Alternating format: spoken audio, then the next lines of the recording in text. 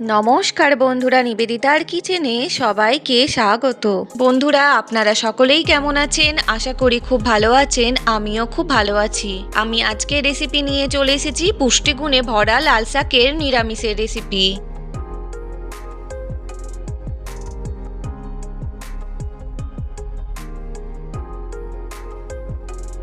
বন্ধুরা, এখানে আমাদের জমির লাল শাক নিয়েছি, যেটা আমি ভালো করে ধুয়ে নিয়েছি। এবার শাকটাকে আমি মিহি করে কেটে নেব।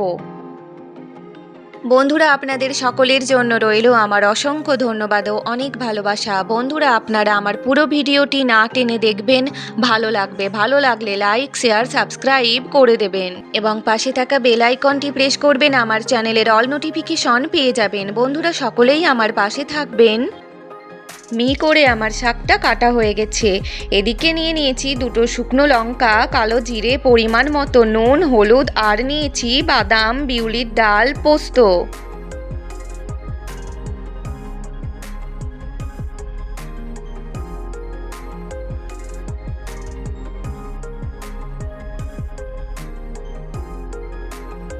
তবে আসো বন্ধুরা, শুরু করা যাক। প্রথমে কড়াতে তেল দিয়ে গরম হলে বাদামটা ভেজে তুলে নেব।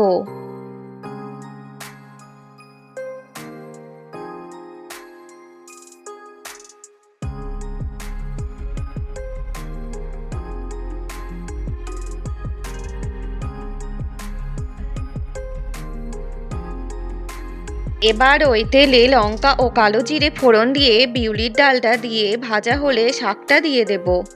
সব শাক দেওয়া হলে নুন ও হলুদ দিয়ে নেড়ে চেড়ে ঢাকা দিয়ে দেব।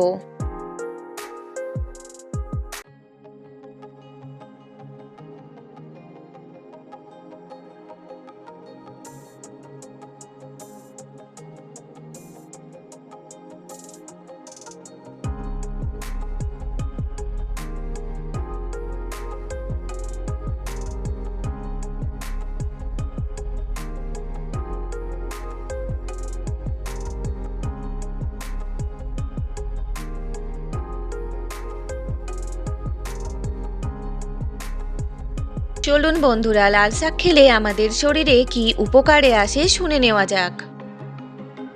বন্ধুরা, লাল শাকে প্রচুর পরিমাণে আয়রন রয়েছে, তাই নিয়মিত এই শাক খেলে রক্তশূন্যতা দূর হয়।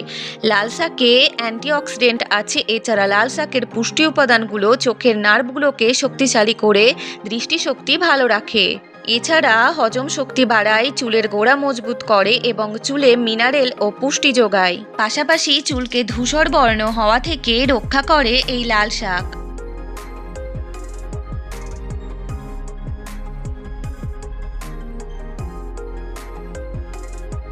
ঢাকা তুলে একবার দেখে নেব। দেখো বন্ধুরা, শাক থেকে জল ছেড়ে দিয়েছে।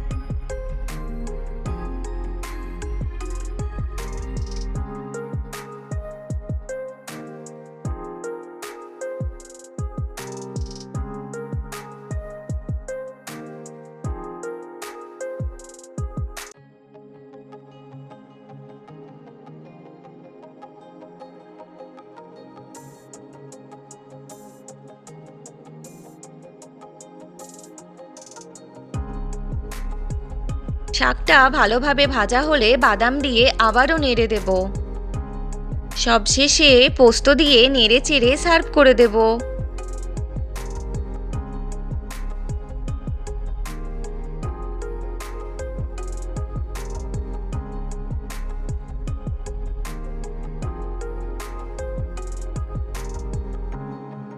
আমার আজকের বানানো রেসিপি পুষ্টিগুণে ভরা লাল শাকের নিরামিষ রেসিপি কেমন লাগলো বন্ধুরা, অবশ্যই কমেন্টে জানাবেন।